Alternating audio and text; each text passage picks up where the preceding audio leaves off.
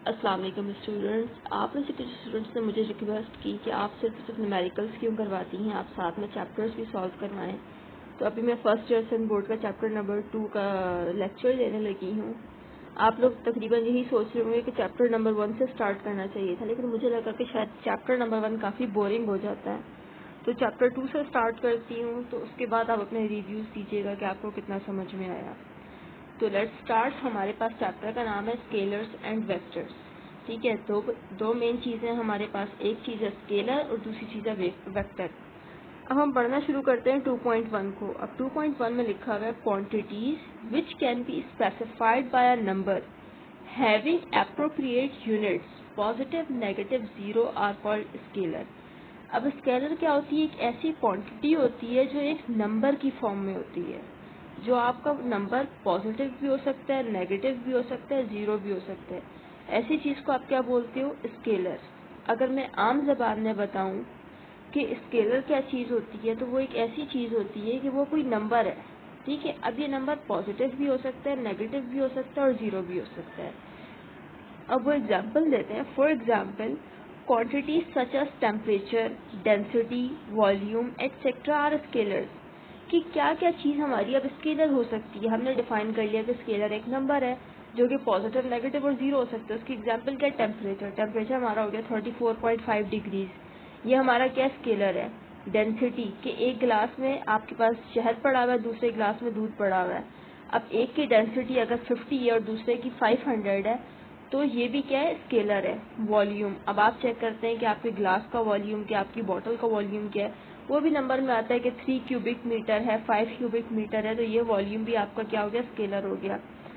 The number representing any scalar is known as its magnitude. अब वो जो number है 5 है, 7 है, 500 है, 300 है, वो नंबर जो हमें डिफाइन करता है उस चीज़ को, ठीक है, उसको हम एग्जैक्टली बोलते क्या है कि वो हमारा मैग्नीट्यूड होता है। आसान अल्फाज में ये चीज़ समझ लेते हैं कि जो नंबर रिप्रेजेंट कर रहा था कि कितनी क्वांटिटी है, वो हम कह रहे थे वो स्केलर है। उसी नंबर को हम क्या कहते हैं? वो हमारा मैग्नीट्यूड है। जैसे कि मैं बोलूँ कि हमारा टेम्परेचर 34.5 डिग्री है, तो हमारा मैग्नीट्यूड 34.5 डिग्री है। ठीक है। The scalar can be compared only when they have the same physical dimension. अब ये चीज़ बहुत देखने की ज़रूरत है कि हमें उस चीज़ को ध्यान में रखना होगा, डायमेंशन को। डायमेंशन क्या होते हैं? हमारे यूनिट्स होते हैं। इसकी आम जबान में एग्जाम्पल लीजिए तो हमारे पास क्या, हमारे पास एग्स जो होते हैं वो डजन में होते हैं, हमारे पास जो मिल्क होता है वो लीटर के अंदर होता है, हमारे पास जो आटा है वो केजी के अंदर होता है। तो सबके यूनिट्स क्या डिफरेंट है। अगर हमें दो चीज़ों को कंपेयर करना है तो उनके यूनिट सेम होना लाजमी है। जैसे कि ऊपर एग्जाम्पल दी हुई थी टेम्परेचर, डेंसिटी और वॉल्यूम की। टेम्परेचर हमारे पास केल्विन में भी होता है, फ़ारेनहाइट में भी होता है। अब डेंसिटी आपके पास क्या होती है? सेंटीमीटर के अंदर होती है, मिलीमीटर के अंदर होती है, वॉल्यूम भी इसी तरह होता है। तो हमारे पास ज़रूरी क्या है कि अगर हम केजी की बात कर रहे हैं तो हम केजी और केजी को कंपेयर करेंगे, हम सेंटीमीटर और सेंटीमीटर को कंपेयर करेंगे, हम मीटर और मीटर को करेंगे, फुट और फुट को करेंगे। हम ये कभी भी नहीं कर सकते कि हम लीटर के साथ हम डजन को कंपेयर कर दें। ठीक है, ये आसान अल्फाज है, हमने डिस्क्राइब कर लिया। इसके बाद कहता है टू और more than two scalar measured in the same system of units are equal only if they have the same magnitude. अब कहते हैं कि आपके पास दो स्केलर्स मौजूद हैं एक सिस्टम के अंदर। आपने क्या किया? एक बड़ा सा शीशे का बॉक्स ले लिया, उसके अंदर आपने क्या कर दिए? दो स्केलर्स रख दिए।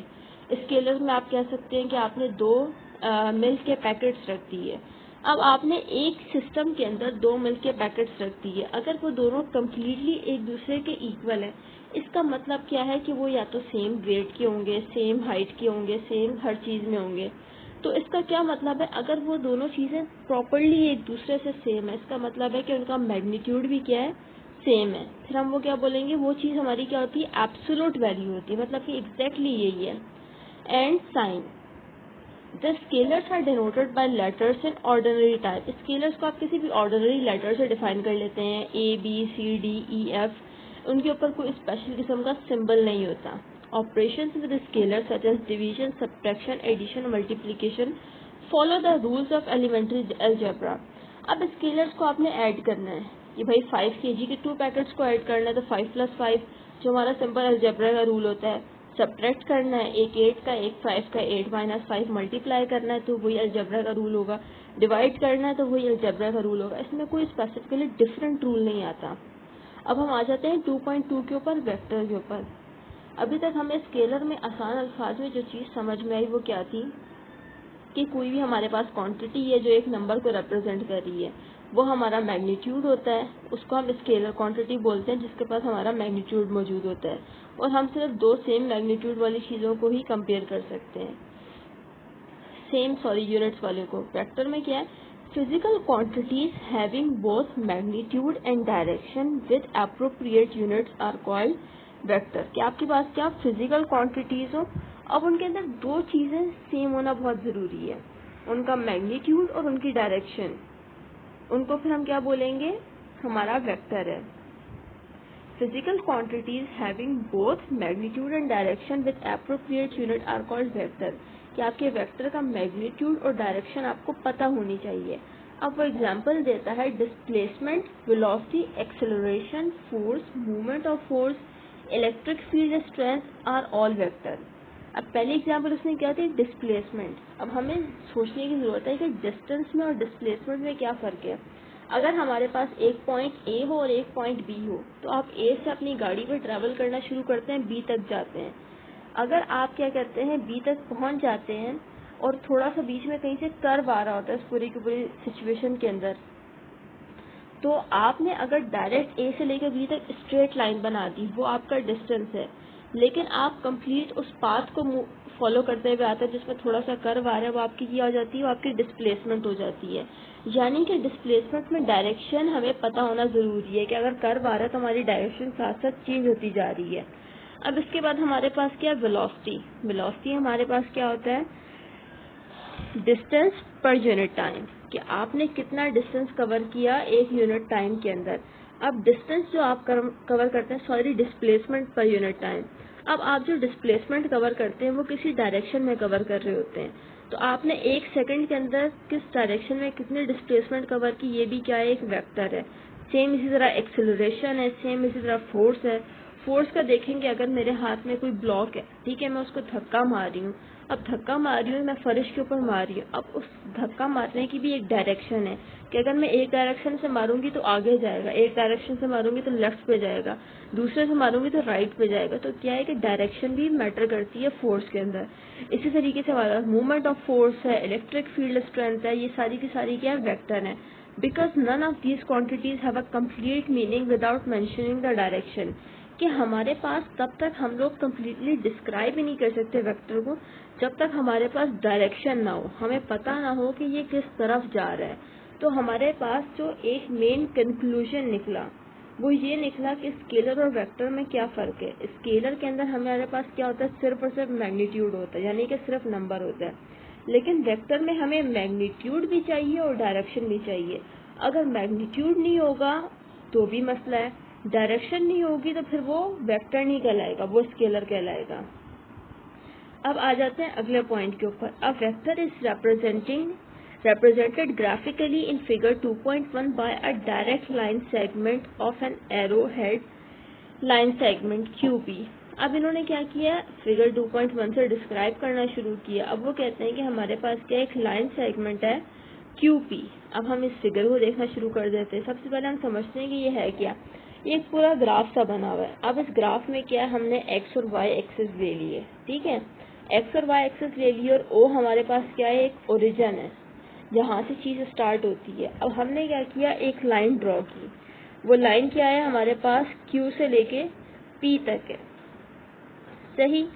अब Q से लेके P तक का जो डिस्टेंस है उसको आपने किस तरीके से शो किया, QP के ऊपर छोटा सा एरो और बीच में एक एंगल आ गया। अब अगर किसी चीज के ऊपर एरो आ जाए, इसका मतलब ये है कि अब वो स्केलर नहीं है, वो वेक्टर है, वो एक डायरेक्शन को भी शो कर रहा है और एक मैग्नीट्यूड को भी शो कर रहा है। आप ये सपोज करें कि Q के ऊपर आपकी एक गाड़ी खड़ी हुई है, वो मूव करना शुरू करती है और P पे आके स्टॉप करती है, तो उसके पास एक डायरेक्शन थी कि मैंने यहाँ इस डायरेक्शन में जो थीटा है इस एंगल से हमें जाना है, ठीक है।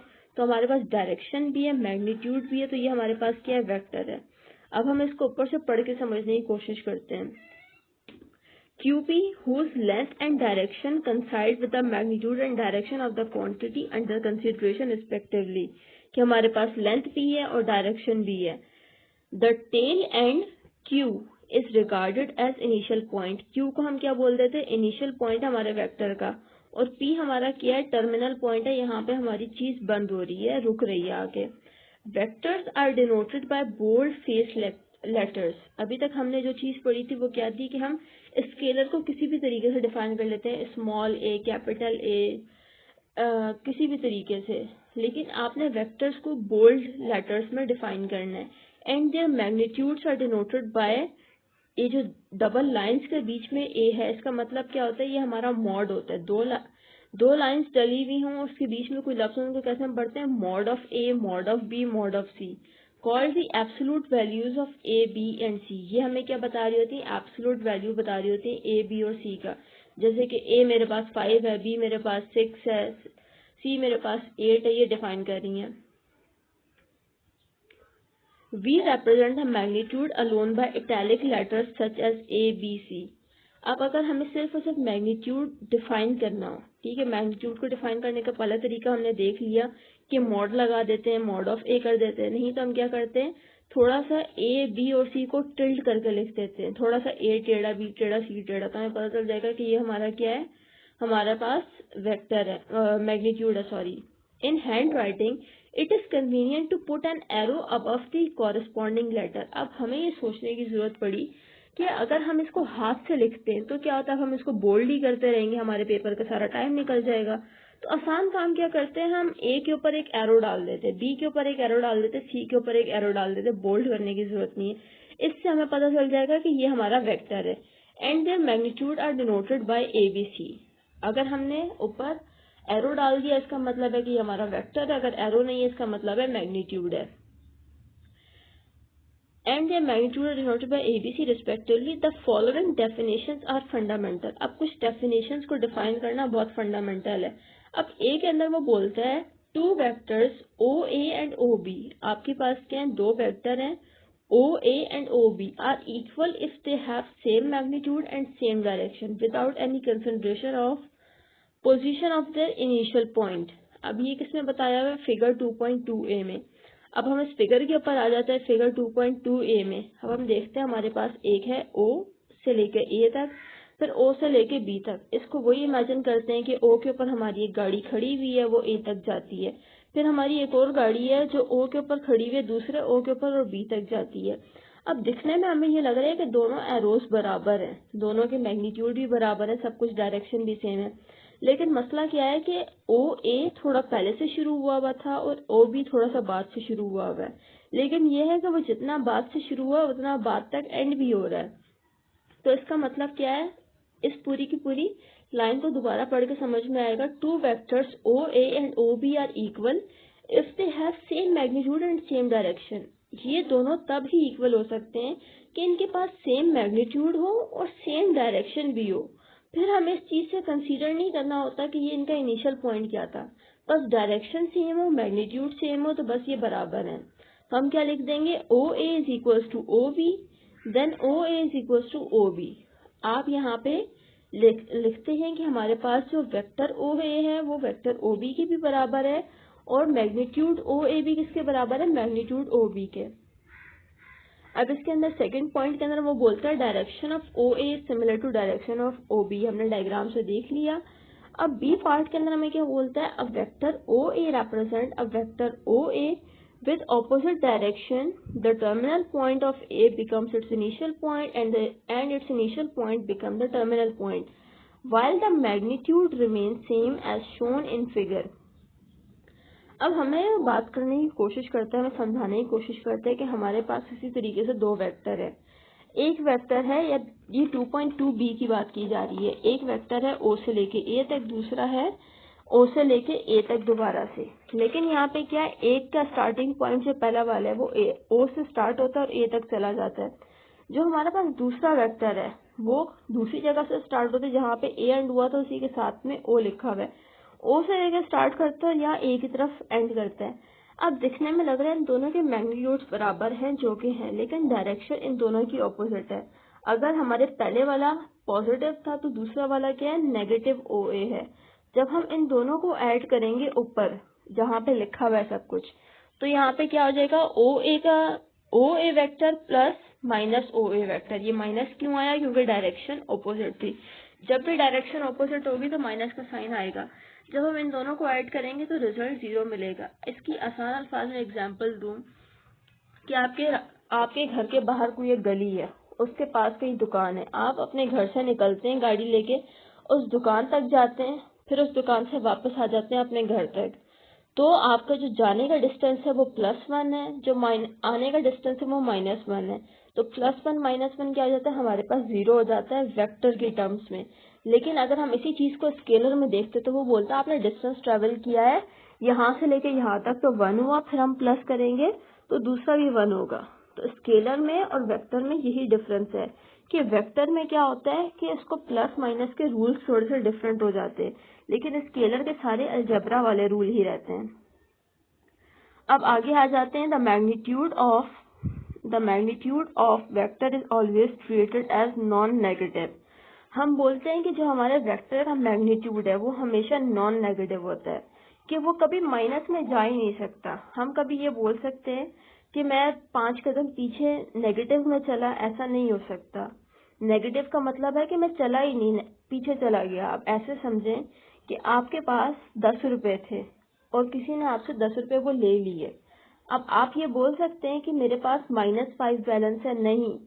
क्यों? क्योंकि आपके पास -5 तब होगा जब आपने किसी से उधार लिए होंगे, तो आपके पास -5 होगा।